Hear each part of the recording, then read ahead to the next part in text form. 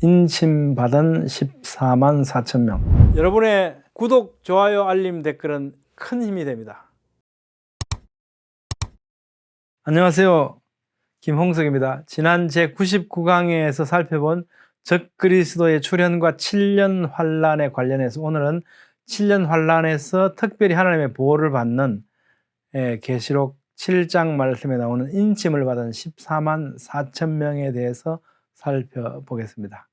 14만 4천 명의 배경은요, 말세의 7년 대환란 가운데 어린 양의 진노에서 누가 승이 서리오라는 물음에 이어서 요한은 하나님의 보호의 정표로서 인침받는 14만 4천 명을 보게 된 거죠. 2일 후에 내가 내 천사가 땅 네 모퉁이에 선 것을 보니 땅의 사방의 바람을 붙잡아 바람으로 하여금 땅에나 바다에나 각종 나무에 불지 못하게 하더라. 또 보매 다른 천사가 살아계신 하나님의 인을 가지고 해 돋는 데부터 올라와서 땅과 바다를 해롭게 할 권세를 받은 네 천사를 향하여 큰 소리로 외쳐 이르되 우리가 우리 하나님의 종들의 이마에 인치기까지 땅이나 바다나 나무들을 해하지 말라 하더라. 내가 인침을 받은 자의 수를 들으니 이스라엘 자손의 각 지파 가운데서 인침을 받은 자들이 14만 4천이니, 이 말씀이 바로 14만 4천 명이죠. 유다 지파 중에 인침을 받은 자가 1만 2천이요. 르우벤 지파 중에 1만 2천이요. 그런데 꾹 지파별로 이제 나옵니다. 그리고 특징 중에 하나는 므낫세 지파가 있고 요셉 지파가 각각 있죠. 이스라엘 자손의 각 지파 가운데 단 지파는 빠져 있고요. 므낫세 지파하고 요셉 지파가 각각 별도의 한 지파로 구분된 12지파로 기술됩니다. 그리고 이 지파들은 각각 12,000명씩 총 14만 4천 명의 이스라엘 자손이 인침을 받은 것이라고 성경은 이렇게 분명히 말씀합니다. 계시록 14장 1절에 보면 또 내가 보니 보라 어린 양이 시온산에 섰고 그와 함께 14만 4천이 서 있는데 그들의 이마에는 어린 양의 이름과 그 아버지의 이름을 쓴 것이 있더라. 그들이 보좌 앞과 네 생물과 장로들 앞에서 새 노래를 부르니 땅에서 속량함을 받은 14만 4천 밖에는 능히 이 노래를 배울 자가 없더라. 여기서도 요한은 그리스도이신 어린 양께서 시온산에 서 계시고 인침을 받은 14만 4천 명이 어린 양과 함께 서 있는 모습을 보라, 그렇죠? 내가 보니 보라 이렇게 감격스럽게 서술하고 있죠. 시온산은 예루살렘 도성이 있는 곳을 지칭하는 명칭입니다. 이스라엘 자손의 각 지파 중에서 인침을 받은 자들인 14만 4천은 마지막 7년 대환란 기간에 하나님의 인치심을 통하여 보호받는 하나님의 백성들인데 이들이 누구인가에 대해서는 크게 세 가지 논제가 있습니다. 이스라엘의 의미, 민족적인 이스라엘인가 아니면 교회를 의미하는가, 14만 4천이라는 수가 실제 수냐 상징적인 수냐, 또 14만 4천의 단 지파는 왜 빠졌는가, 이런 거죠. 이스라엘과 14만 4천의 의미를 한번 살펴보려고 합니다. 일단의 학자들은 본문의 이스라엘 자손은 혈통적 유대인이 아니라 영적 이스라엘인 모든 성도들을 지칭한다고 주장합니다. 이런 많은 신학자들이 있죠. 그 다음에 또 다른 일단의 학자들은요, 5절에서 8절에 이스라엘의 구원받은 자들 뒤에 모든 이방으로부터 구원받은 성도가 별도로 언급되고 있기 때문에 뒤에 조금 이따 살펴볼게요. 본문의 이스라엘 자손은 문자 그대로의 유대인 출신 신자들을 지칭한다고 주장합니다. 여기도 마찬가지로 이런 신학자들이 있죠. 이스라엘을 하나님의 모든 백성 교회로 보는 이유는 다음과 같은 말씀에서 그렇게 해석되기 때문이라고 주장하는데요. 예를 들어 마태복음에서 이스라엘 12지파를 심판하라. 이것은 꼭 이스라엘 12지파를 의미하는 것이 아니고 전체를 의미한다. 이렇게 이제 이분들은 해석하는 거죠. 또 로마서에서도 표면적 유대인이 아니요. 표면적 육신의 할례가 아니다. 오직 이면적 유대인이 유대인이다. 이런 의미를 볼 때 여기 이스라엘은 전체 교회로 봐야 된다, 이렇게 해석하는 거고요. 갈라디아서에서도 하나님의 이스라엘에게 평강과 긍휼이 있을지어다. 또 야고보 1장에도 12지파에게 문안한다. 이것도 꼭 12지파가 아니라 전체를 의미한다 라고 이분들은 해석하는 거죠. 그런 맥락에서 계시록 7장도 봐야 된다. 그래서 이것은 이스라엘이라고 한 것은 교회 전체를 의미한다, 이렇게 보고 싶다는 거죠. 14만 4천을 상징적인 수로 해석하는 다양한 방법들이 있는데요. 한 세 가지가 대표적으로 있습니다. 자, 첫째, 14만 4천은요, 12 곱하기 12 곱하기 1000이다. 이것은 구약의 백성 12, 또 신약의 백성 12의 수를 서로 곱하고 거기에 완전성과 무한성을 나타내는 수 1000을 곱한 것이다. 그러니까 이것은 각각 숫자가 상징적인 전체라는 의미를 갖고 있기 때문에 전체 하나님의 백성을 의미한다. 이렇게 보는 거고요. 둘째로요, 14만 4천은 12 곱하기 12 곱하기 1000인데, 여기서 새 예루살렘에 12문이 있고 12진주로 되어 있더라. 그 위에 12지파의 이름들이 있더라. 또 이 도성에는 12기초석 위에 12사도들의 이름들이 있더라. 벽의 높이는 144규빗인데 144도 12 곱하기 10이죠. 입 맞은 자들은 12지파 가운데 구원받은 이스라엘의 충만한 수라고 이제 이분들을 생각하는 거죠. 그러니까 아까 그걸 어떻게 해요?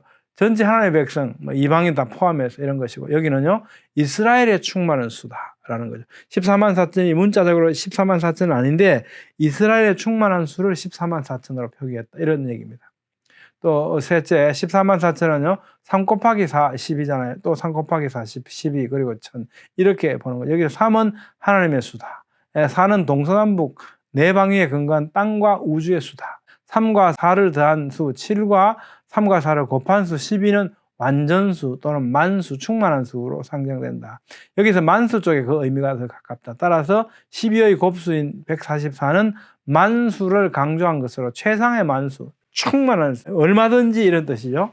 다음으로 10 또한 충만수인데 이 수를 세제곱한 것이 1000이다. 그런데 히브리인의 개념에 의하면 3번 반복하거나 곱한 것은 그것이 최상의 수, 더 이상 올라갈 수 없는 수를 의미한다. 그러므로 10을 세제곱한 수 1000은 많다는 것의 최고의 강조수이다. 그러므로 여기서 14만 4천은 모든 하나님의 백성을 의미한다고 본다. 이렇게 14만 4천을 또 보는 견해가 있습니다. 그게 세 가지가 있는 거죠. 이 외에 이제 상징을 보지 않고 물론 문자적으로 보는 14만 4천 있죠. 상징으로 볼 경우 그 세 가지가 있다는 겁니다. 계시록 7장 4절 내가 인침을 받은 자의 수를 들으니 이스라엘 자손의 각 지파 중에서 인침을 받은 자들이 14만 4천. 성경 분명히 이렇게 말씀해요. 이스라엘 자손 중에서. 하나님의 모든 백성이라고 말씀하지 않죠. 확실하게 이건 이스라엘 자손. 또 더 한 것은 이어지는 내용들을 보면 유다 지파 중에서 뭐 얼마, 그죠? 므낫세 지파 중에서 얼마, 각 지파를 또 이렇게 일일이 말씀하지 않습니까? 성경은 일일이 그 지파가 각 12,000명씩으로 정하셨음을 분명히 보여줍니다. 이 성경은 이들이 하나님의 모든 백성이라고 말씀하시지 않습니다. 그리고 정한 수가 있다. 하나님께서 정하셨다는 것을 우리에게 강력하게 말씀해 주고 계시거든요. 이 일 후에 내가 보니 각 나라와 족속과 백성과 방언에서 아무도 능히 셀 수 없는 큰 무리가 나와 흰옷을 입고 손에 종려 가지를 들고 보좌 앞과 어린 양 앞에 섰어. 그러니까 이 14만 4천에 이어서 무슨 표현이 나옵니까?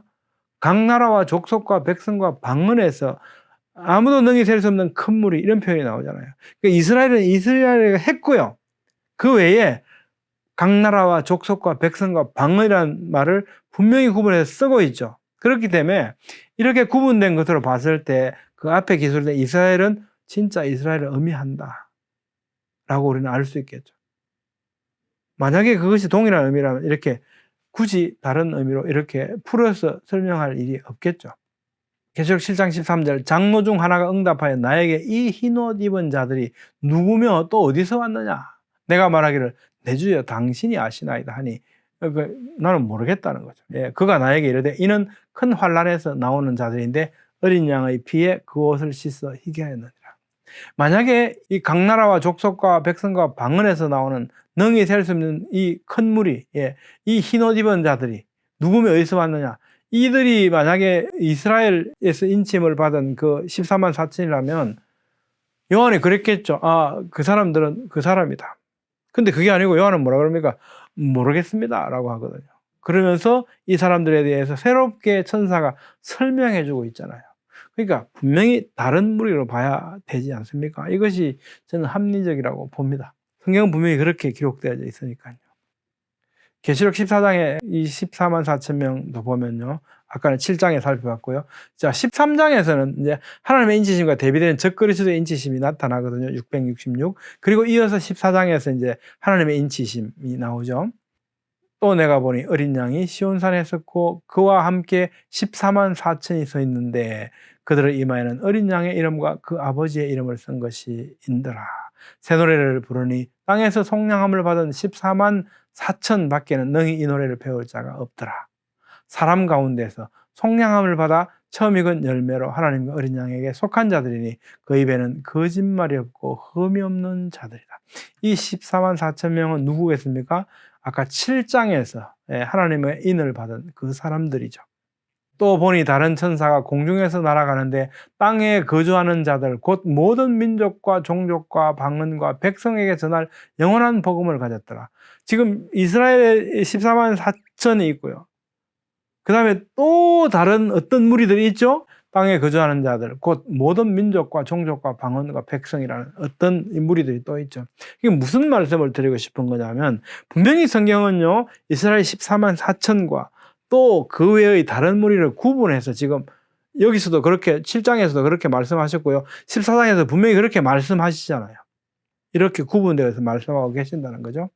14장에는 이스라엘 자손 14만 4천 명 외에 아직도 땅에 거주하면서 복음을 전해 들을 모든 민족과 종족과 방언과 백성들이 있고, 이들은 계시록 7장 9절 14절의 각 나라와 족속과 백성과 방언과 동일한 성도들로 보입니다.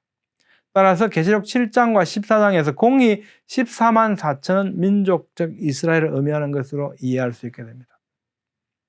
이것이 성경이 우리에게 기록해 주신 그대로인 거죠. 이 14만 4천과 다니엘의 70일을 한번 같이 연결시켜서 생각해 보겠습니다. 이스라엘 자손의 각 지파 중에서 인침을 받은 자들 12지파 각 지파 별로 12,000명으로 총 14만 4천 명이죠. 자, 계시록 6장에서 19장은 다니엘서의 70번째 일에 대한 자세한 설명으로 볼 수 있죠. 지금 이 6장에서 19장은 7년 환란이잖아요. 이 7년 환란이 어디서 왔습니까? 어디에 근거를 두고 있습니까? 또 다니엘서 9장 27절이지 않습니까? 그죠? 그러니까 이 다니엘서에 나오는 70번째 일에, 이 일에는 어디를 누구를 향한 예언의 말씀이었습니까? 다니엘이 하나님 우리 이스라엘의 거룩한 그 성을 위해서 기도할 때 하나님께서 그래 내 백성과 그러면서 어떻게 해요? 내 거룩한 성이 이렇게 될 것이다. 어떻게 누구에 대한 예언입니까? 이스라엘에 대한 예언이죠. 이스라엘에 대한 예언요. 그래서 계시록 14만 4천 또 어떻게 해요? 이 마지막 7년 환란의 때라는 것과 다니엘 9장 27절의 그 마지막 한일에하고 연결되어 있지 않습니까? 그 대상이 누굽니까? 일단 지금 이스라엘을 향하고 있는 거지 않습니까? 이렇게 볼 때 이건 통일성을 가지고 있죠. 이스라엘 14만 4천이라고 보는 것은 절대로 무리가 아니라고 저는 생각이 됩니다. 이방인과 이스라엘의 구분 사례는 우리 지난 시간에도 말씀드렸지만요. 분명히 갈라디아서도 보면 이방인의 사도로 삼으셨다. 구분되어 있죠. 사도행전 15장에도 그러면 너희에게는 이방인 중에서 하나님께로 돌아오는 자들을 괴롭게 하지 말고 다만 우상의 더러운 것과 음행과 목매어 죽인 것과 피를 멀리하라고 편지하는 것이 옳으니 성령과 우리는 이 요긴한 것들 외에는 아무 짐도 너희에게 지우지 않으려는 것을 옳은 줄 알았노니. 지금 이방인에 대한 어떤 이스라엘과 구분되어서 어떤 생각이나 어떤 처우라고 하는 것들이 구분되어 있다는 것, 신약 성경도 우리에게 분명히 말씀하시지 않습니까? 또 14만 4천 명에 대해서 왜 성경이 말씀하시는 바를 문자적으로 일반적인 의미로 해석하지 않으려고 할까를 생각해 봤습니다. 창세기 1장의 하루를 상징의 시간으로 보려고 하고 또 6일 창조의 엿새도 상징의 시간으로 보려고 하는 사람들은 아마도 14만 4천 명도 상징으로 보이겠죠? 이스라엘도 상징으로 보이는 것이 아닌가 이런 생각을 하게 됩니다. 요한은 이스라엘 지파 중에 14만 4천 명이라고 보았고 그렇게 기록했는데 그게 아니다. 요한이 잘못 보았다는 겁니까? 요한의 이해력이 부족한 것일까요? 표현력이 부족한 것일까요? 요한은 왜 상징적으로 그렇게 기록했죠? 분명히 우리가 7장에서도 14장에 살펴보면 다른 표현들이 있지 않습니까? 어쩌면 아마도 또 이 14만 4천 명이라는 숫자가 딱 픽스되어 있다고 생각하니까 하나님께서 그렇게 편협하게 미리 딱 이렇게 정해 놓으실까? 이렇게 미리 정해진 제한된 수라고 하는 사실이, 그리고 또 이스라엘만 인치한다는 이 사실이 굉장히 동의하기 어렵게 생각하시는 것이 아닌가, 이렇게 유추를 해 보게 됩니다. 성경은 신명기 7장 6절, 신명기 18장 5절, 예레미야 1장 5절, 사도행전 4장 28절, 로마서 8장 28, 29절, 9장 11절에서 14절, 고린도전서 2장 7절, 에베소서 1장 4절, 5절, 11절, 디모데전서 5장 21절, 디모데후서 1장 9절, 계시록 13장 8절, 17장 8절 등 많은 곳에서요, 하나님께서 미리 택하시고 예정하셨다는 것에 대해서 우리가 앞에서 많이 살펴봤지 않습니까? 택하심이라고 하는 것. 전능하신 창조 하나님께서 창세전에 미리 정하셨다는 거죠. 야, 그렇다면 이스라엘의 어떤 정한 수, 이방인의 충만한 수가 있는 것처럼 14만 4천 명으로 수를 정하셨다는 것이 뭐가 이상합니까? 저는 전혀 이상하지 않습니다. 이 또한 당연히 하나님께서 미리 정하신 수로 우리는 당연히 생각하고 받아들일 수 있죠. 그것은 하나님께서 정하셨기 때문에 그것이 가장 최선인 겁니다. 계시록 6장 10에서 11절에서도 순교자들의 심판 요청에 대해서 죽임을 당하여 그 수가 차기까지 하라고 말씀하시는데, 여기서도 정하신 수가 있다. 예, 수가 차기까지 우리 알 수 있죠. 모든 일을 그의 뜻대로 결정대로 일하시는 하나님을 믿는다면 이스라엘 지파 중에서 14만 4천 명을 그렇게 정하셨다는 것이 이상하지 않죠. 또한 성경은 이방인의 충만한 수도 정해져 있음을 암시하지 않습니까? 로마서에서 그죠? 이 신비는 이방인의 충만한 수가 들어오기까지, 또 이스라엘이 순종하지 아니함으로 긍휼을 입었다. 이 사람들이 순종하지 아니하니 이는 너희에게 베푸시는 긍휼을 이제 그들도 긍휼을 얻게 하려 하십니다. 이방인의 충만한 수가 있는 것처럼 이스라엘도 이스라엘의 수가 있다. 이것은 전혀 이상하지 않다. 성경적이다. 성경은 이스라엘과 이방인 교회를 구분해서 각각에 대한 하나님의 경륜이 있음을 분명하게 말씀하십니다. 따라서 이스라엘 자손의 수가 14만 4천 명으로 정하셨다는 사실을 이상히 여길 필요가 없다고 생각합니다. 예, 존 메가드는요, 이렇게 설명해요. 사실 신약에서 모두 합해서 77번 사용된 이스라엘이라는 단어는 민족으로서의 이스라엘을 가리킨다. 이스라엘이라는 단어가 오직 믿은 유대인들을 가리키는데 종종 사용되기도 하지만 로마서나 갈라디아서처럼 이스라엘 민족과는 상관없는 영적 공동체를 가리키는 데는 결코 사용되지 않는다. 또한 교회는 결코 이스라엘로 불리지 않는다. 예컨대 사도행전 1장에서 누가는 교회를 19번 지칭하고 이스라엘을 20번 지칭하지만 결코 교회를 이스라엘이라고 부르지 않는다. 이것은 이스라엘과 교회를 계속해서 구별하고자 하시는 하나님의 의도를 분명하게 보여준다. 계시록 7장 4절에서 8절에서 이스라엘 12지파에서 한 지파당 12,000명, 도합 14만 4천 명의 유대인이 인침을 받을 것이라고 말한다. 그리고 이 무리를 각 나라와 족속과 백성과 방언에서 구원받은 이방인들의 큰 무리와 대비시킨다. 7장 4절에서 8절에 언급된 무리는 분명히 유대인들인데도 어떤 사람들은 이것을 이스라엘이 아니라 교회에 관해 말하는 것으로 본다. 하지만 문맥상으로 볼 때 이 본문이 이스라엘 민족의 대표자들이 아닌 다른 사람들을 가리키는 것으로 해석할 근거가 전혀 없기 때문에 그러한 접근 방법은 문법적이고 역사적인 해석 원칙에 부합하지 않는다. 또한 문법적이고 역사적인 해석 방법을 버리게 되면 그것은 장차 도래할 예수님의 천년왕국에 관해 성경이 말씀하고 있는 것들을 폐기하는 결과를 초래하게 된다. 14만 4천 명에서 제외된 단지파가 있습니다. 그죠? 이 14만 4천은 이스라엘 각 지파 중에서 인침을 받은 자들이라고 말씀하는데 단지파는 제외됐다. 왜일까? 단지파가 제외된 이유에 대해서 몇 가지 해석이 존재합니다. 그 중에 두 가지를 소개하면요. 히폴리투스는요, 적그리스도가 단지파에서 나온다, 단지파라고 해석했습니다. 그래서 없다는 것이고요.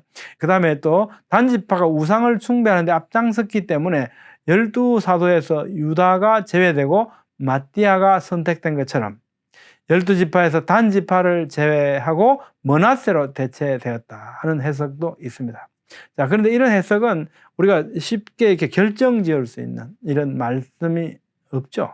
그렇기 때문에 단지파가 없다라고 하는 것은 없는 것을 우리가 아는 것이 좋겠다는 겁니다. 전능하시고 완전하신 하나님께서 단지파를 제외하셨음을 요한에게 보여주셨다는 것이, 이것이 성경이 우리에게 보여주는 분명한 사실일 뿐입니다. 다양한 해석, 공통적 결론. 계시록의 14만 4천 명, 여러분 어떻게 생각하십니까?